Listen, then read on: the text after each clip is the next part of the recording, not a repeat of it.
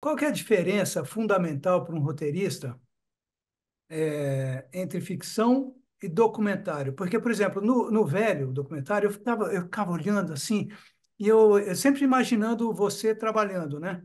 Pô, mas como é que ele Uhum. fez aqui? Porque são fatos reais. Aí, ali vocês lançaram mão de vários vídeos históricos, eu vou chamar, sei lá, Material de registros, arquivo.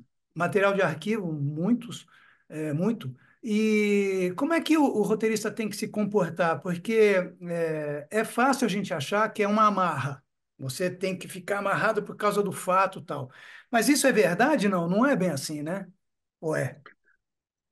Não, não, não é. Eu sempre uso uma frase que serve também para roteiro de adaptação e roteiro original, né? Hum. Eu acho que se você vai fazer um roteiro adaptado, que não deixa de ser um documentário, porque você está adaptando uma história real, né?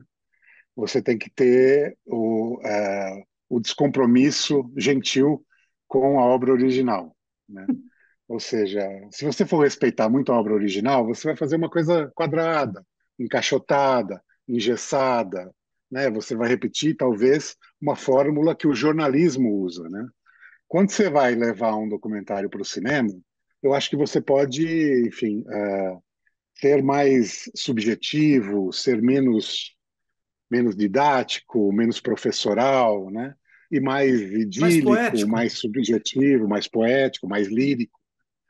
E isso eu sempre tive na minha cabeça, assim. Talvez o velho seja uma boa história para contar, Hum. porque assim, você imagina, a gente queria contar a história do Luiz Carlos Prestes e quando a gente começou a fazer o filme, o Prestes já tinha morrido. Então, na verdade, a nossa linha condutora, a nossa linha narrativa condutora, que tem na ficção e tem no documentário, era o depoimento do Prestes, e a gente tinha 8 horas que o Nelson Pereira dos Santos tinha gravado com o próprio Prestes, que a gente ia usar isso como uma linha condutora, né, a linha principal do filme, e envolta nela a gente ia colocar os outros fatos que aconteceram durante 70 anos da vida do Hum. Prestes, né? Hum. Porque ele é 2 anos mais velho que o século XX, então ele nasceu em 1898 É.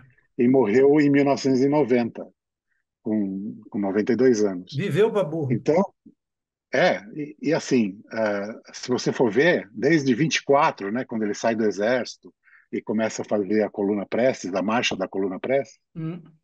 a partir daí, a história do Brasil e a história do Luiz Carlos Prestes, elas são paralelas e quase que similares, né? Ele sempre esteve presente nesses 70 anos de vida. Então a gente tinha que contar 70 anos de vida do Prestes e da história do Brasil, né? Porque assim, como a gente sabe, né, somos um povo de pouca memória, então era trazer a história do Brasil para frente do filme, né? Tendo a vida do Prestes como parâmetro, né? E a partir daí você fazia as interações com a história do Brasil. E para isso a gente usou muito material de arquivo, né? O próprio depoimento do Prestes e dezenas de depoimentos que a gente gravou durante esse período, né? De amigos e de inimigos do Prestes, né? Para poder construir essa história. Mas se vocês forem ver o filme, assim, quem lembrar do filme, ele tem muitas passagens, falando da coisa da falta de memória, né, do país, a gente tem uma falta de material de arquivo, né? Se você for ver, por exemplo, no filme mesmo, né, a gente conseguia só imagens em movimento a partir da década de 50. Ou seja, da década de 20 até a década de 50, a gente ou usava fotos, né? Foto, né? É. É, ou aí vem a coisa do lirismo e da poesia, algumas referências que você criava na hora no roteiro. Por exemplo, essa é uma boa história também. A gente foi gravar o Palácio do Catete, né, onde o Getúlio Sim, Vargas morreu e enfim sim. tal. E aí fomos gravando. Pô, vamos gravar tudo do Catete.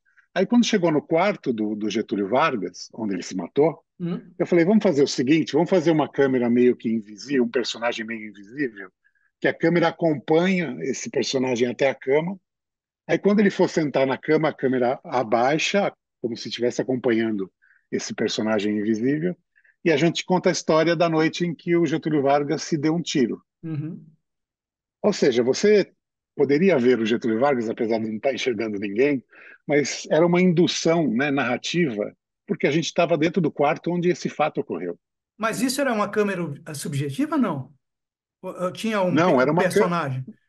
Tinha alguém? tinha um personagem na frente, mas assim, você é um Ah, personagem invisível. entendi. Você só acompanhava o movimento dele, ele sentando na cama, Tá, e na hora que ele senta na cama, você ouve o tiro. tá.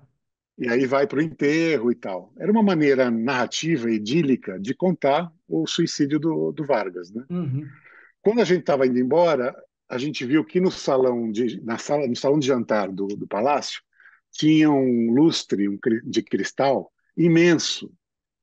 E aí eu falei para o diretor de fotografia que você conhece, que é o Cleo Segon, Clemo, é. é, eu falei, Cleomo, faz uma espiral, né, nesse lustre, porque talvez a gente possa aproveitar isso em algum momento.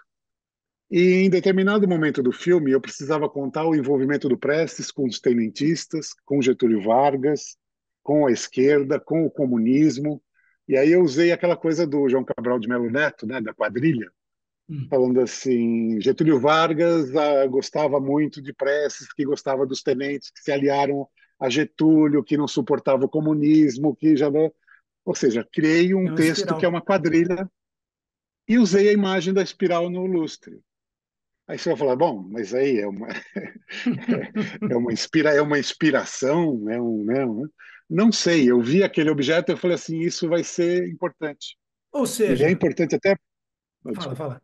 Não, não, conclua. é importante até para a construção do roteiro, porque eu gosto muito de uma frase do Luiz Fernando Veríssimo, que chegaram para ele, né, e perguntaram assim, mas Luiz Fernando, o que que é inspiração para você? Aí ele pensou, olhou para a pessoa e falou assim: inspiração, minha filha, é 90% de transpiração e 10% de desodorante. E eu acho exatamente a mesma coisa, né?